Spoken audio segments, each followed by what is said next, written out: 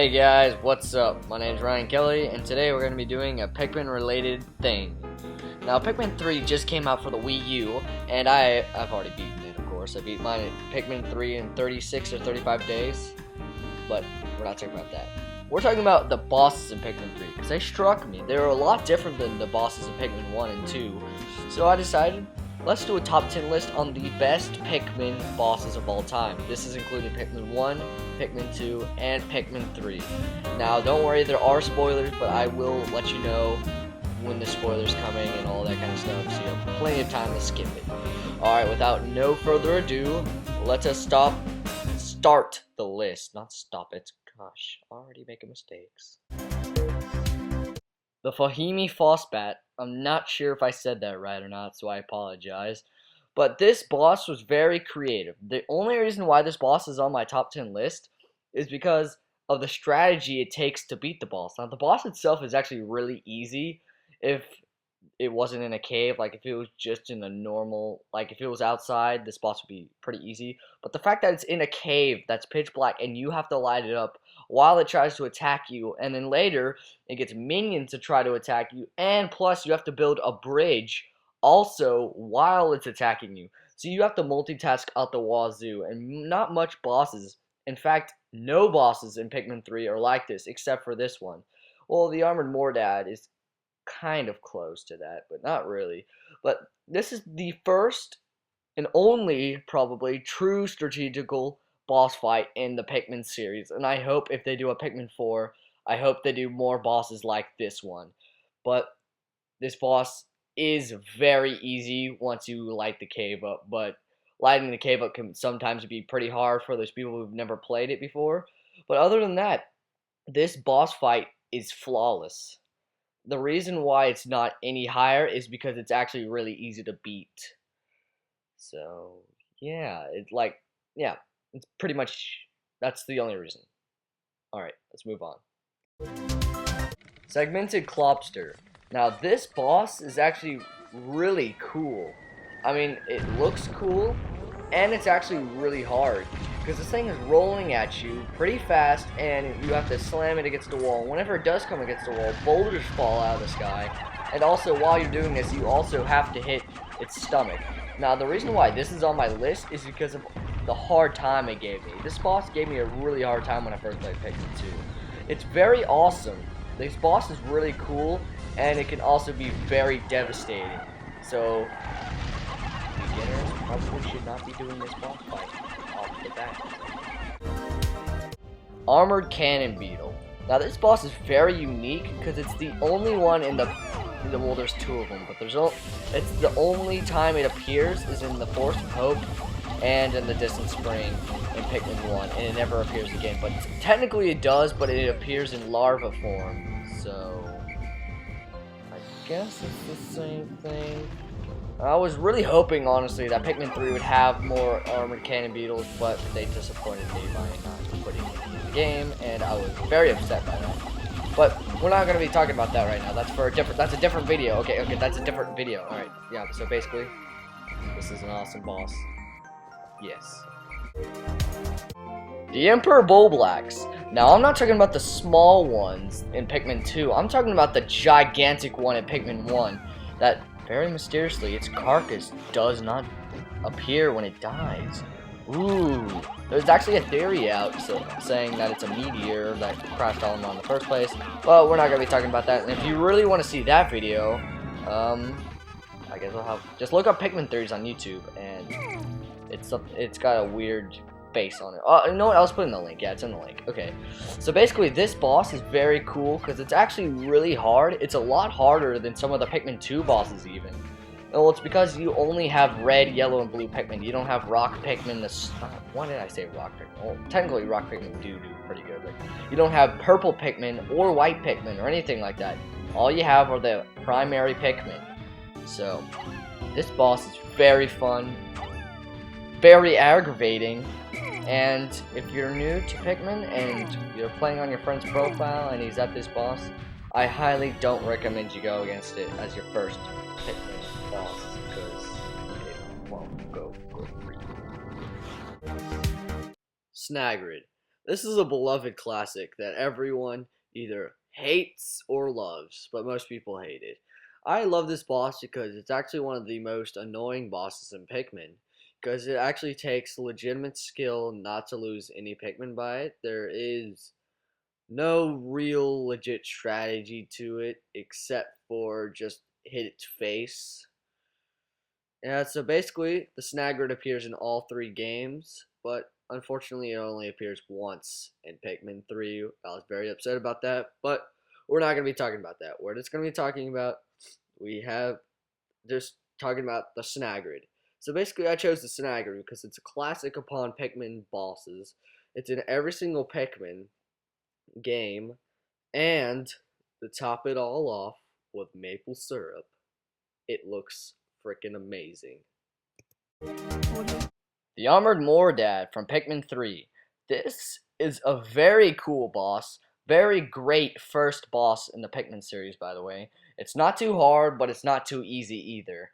The thing I love about this boss is it's a lot bigger than all of the Pikmin boss. Well, not all of them. Not well. I mean, talking about from the first two, it's a lot bigger than those.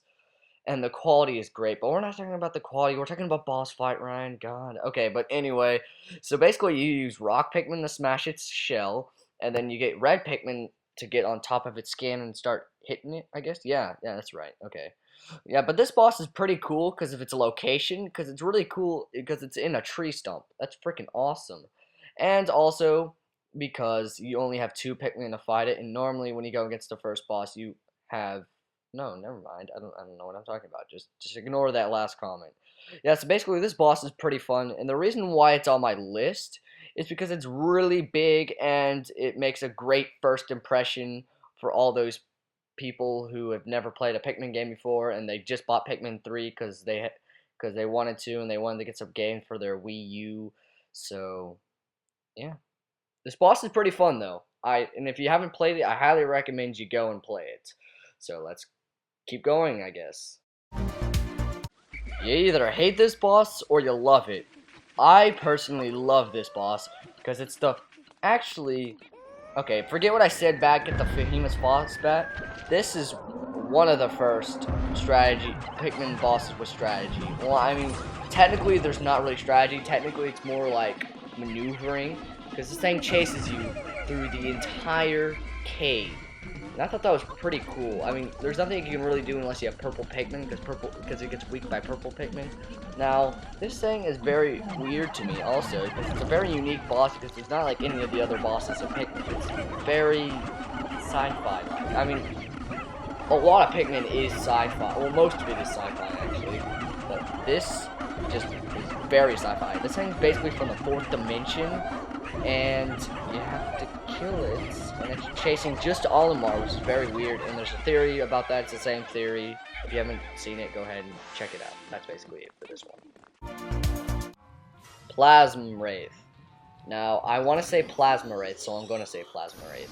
Alright, so basically, this boss is very, very cool, and it's the final boss for Pikmin 3, and this thing has an obsession with Olimar, which I thought was very weird, and that theory also talks about that. So if you want to check that guy's video out, go in the link in the description and you'll find it. It's very cool. And this boss is actually really, really hard to fight. Now this one's a lot of multitasking. Not strategy, but multitasking. There's obviously a difference. Now this thing, when it starts jabbing its hands down and trying to grab your Pikmin, it moves fast as lightning. And you're just like, oh my god, what do I do? And basically, you can't do anything. That move, it's physically impossible to dodge. Like, no matter how hard you try to, it could get your Pikmin all the way. If it's like if you're on the right side of it, it can get your Pikmin somehow. God, that pissed me off when I went against this boss. See, I'm rambling on. Oh yeah, and by the way, I am not gonna be doing this boss, on the boss trials, just so I don't spoil it. I'm actually going to be doing that in my Let's Play. If I do a Pikmin 3 Let's Play, I'm still not sure on that. But we're not talking about that right now. We're talking about why I chose this boss for this spot. Why I chose this boss for this spot is because it's so awesome. This boss is really cool, and you can't say this boss isn't cool. I mean, this boss pisses the living hell out of you because it can kill 100 Pikmin in seconds. Literally seconds. Yes. and it's basically impossible not to lose a Pikmin when going against this. I don't know. I mean, I've never seen anyone go against this thing without losing a Pikmin, and if you have, then give me the video link and I'll put it in the little thingy. I don't know what it's called. I'm not technical, but yeah, this boss is very fun, very great, and what makes it so special is because this thing chases you throughout the entire area, not the level, the entire area. So basically you get to the top of this cave, and then you go inside it, and the thing chases you around the whole fucking time. Oh my god, it chases... Okay, I'm not even gonna talk about it. Yeah, it's basically like the Water Wraith, except on steroids. The Water Wraith on steroids, because it's actually a hard boss fight once you actually get to it. Unlike the Water Wraith. Yeah, alright. That's it. That's all I have to say about the Plasma Wraith. I know it's Plasma Wraith, okay? I just don't want to talk about this one. And honestly, the reason why I'm not posting a video of this boss yet is because I couldn't beat it on camera. I can only do it off camera, and I don't know why. We'll figure that out later. Alright, let's move on for real now. Raging Longlegs.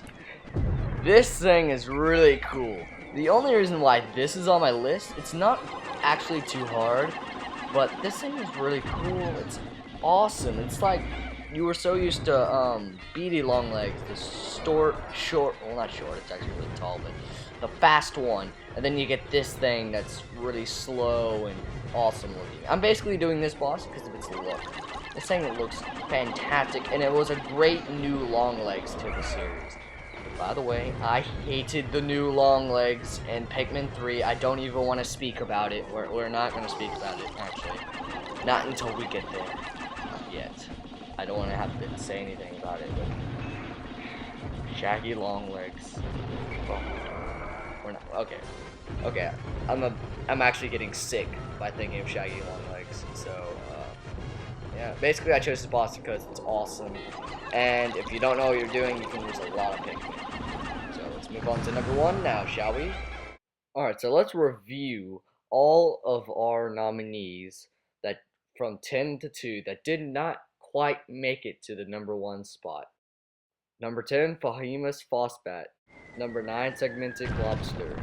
Number 8, Armored Cannon Beetle. Number 7, Emperor Black from Pikmin 1. Number 6, Snaggerids.